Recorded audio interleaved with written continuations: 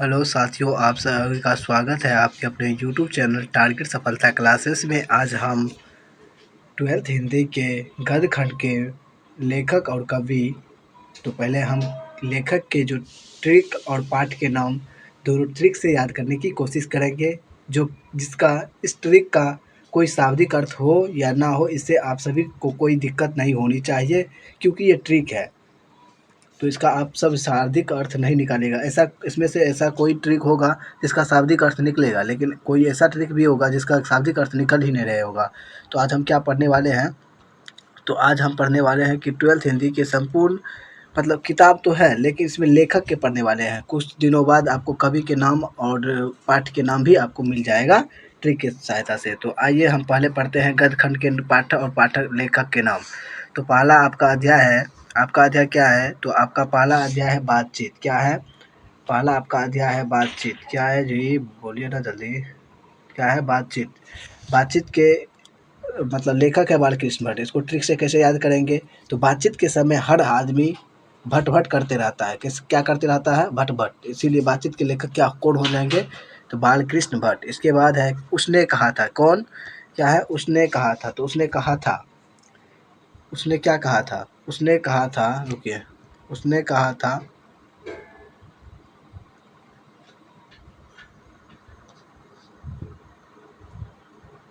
दूसरा अध्याय कि उसने कहा था। तो मेरा एक दोस्त था जिसने हमें कहा था कि आपका जो धड़ है वह चंद्रमा के समान है। धड़ मतलब आपका शरीर कैसा है?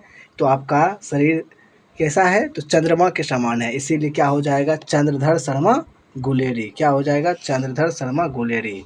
समझे? इसके बाद है अगला, तीसरा चैप्टर है कि संपूर्ण क्रांति। वैसे भी आप सब जानते होंगे कि संपूर्ण क्रांति जयप्रकाश नारायण।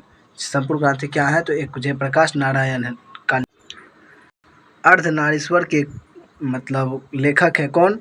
तो रामधारी सिंह दिनकर। इसको ट्रिक से कैसे याद करेंगे कि राम भगवान जो है, राम भगवान वह नारी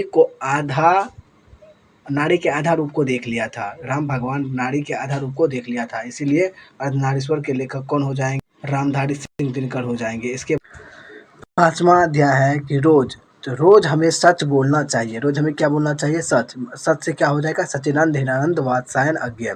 इसके बाद है कि एक लेख और एक पत्र। एक लेख और एक पत्र के लेखक है भगत सिंह। लेकिन इसको याद कैसे करेंगे ट्रिक से? तो हर दिन जो है ना भगत किसको लेख लिखता था? तो मतलब एक लेख और एक पत्र के लेखक हो जाएंगे कौन? भगत सिंह। मतलब कि भक्त हर दिन एक लेख और एक पत्र लिखता था। भगत जो होता है वो भगवान को एक लेख और एक पत्र हर रोज लिखता था। इसके बाद है कि आपका ओ सदा नीरा। ओ सदा नीरा के लेखक है जगदीश चंद्र माथुर। तो हम इसका ट्रिक कैसे बनाएंगे कि एक सदा नीरा चीज़ है जिसको हम किस पे लगाते हैं? तो माथा पे लगाते हैं।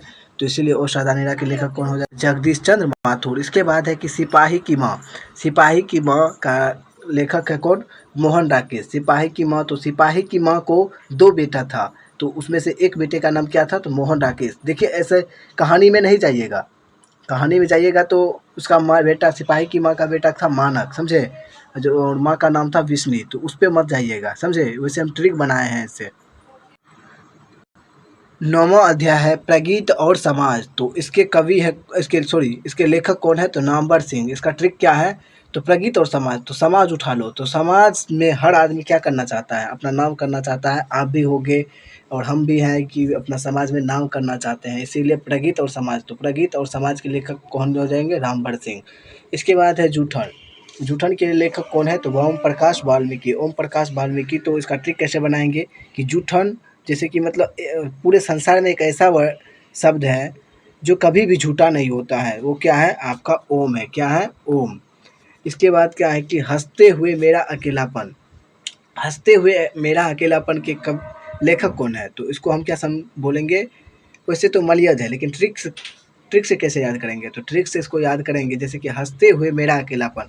जब हम अकेला रहते हैं, जब हम अकेलापन महसूस करते हैं, तो हमारा शरीर मैला भी रहे तो किसी को कोई फ़र्क नहीं पड़ता, हमको खुद पर फ़र्क नहीं पड़ता है। तो इसके लिए फ़र्क नहीं पड़ता है और अपने कभी-कभी ऐसा होता भी है कि हम अपने आप को देखकर हँसने लगते हैं। इसीलिए हँसते हुए मेरा अकेलापन के कवि लेखक कौन हो जाएँगे? मलयज। इसके बाद है 12वां अध्याय की त्रिज के लेखक कौन है? उदय प्रकाश। तो त्रिज के लेखक कौन है? उदय प्रकाश। तो इसको कैसे याद करेंगे?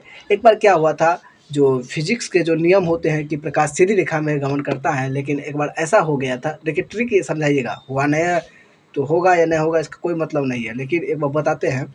त्रिज जो है, त्रिज के मतलब, त्रिज मतलब एक बार जो प्रकाश उदय हुआ था, जो वो प्रकाश जो उदय हुआ था जो ना, वो त्रिज मतलब तिरछा गमन किया था, इसीलिए त्रिज के लेखक कौन हो जाएंगे? उदय प्रकाश। समझ में आया ये? एक बार प्रकाश उदय जो प्रकाश जो उदय हुआ वह एक बार तिरछा गमन कर गया, इसीलिए त्रिज के लेखक कौन हो जाएंगे? उदय प्रकाश। अब ट्रिक समझिएगा, इसको फिजिक्स के नियम या फिर अदर हुआ या नहीं हुआ इससे आपको कोई लेना देना है नहीं, हमें लेना देना है। इसके बाद है आपका क्या? शिक्षा अध्याय अंतिम है, गदखंड का अंतिम चैप्टर है शिक्षा, और शिक्षा के लेखक कौन है? जे कृष्णमूर्ति। मतलब क्या शिक्षा?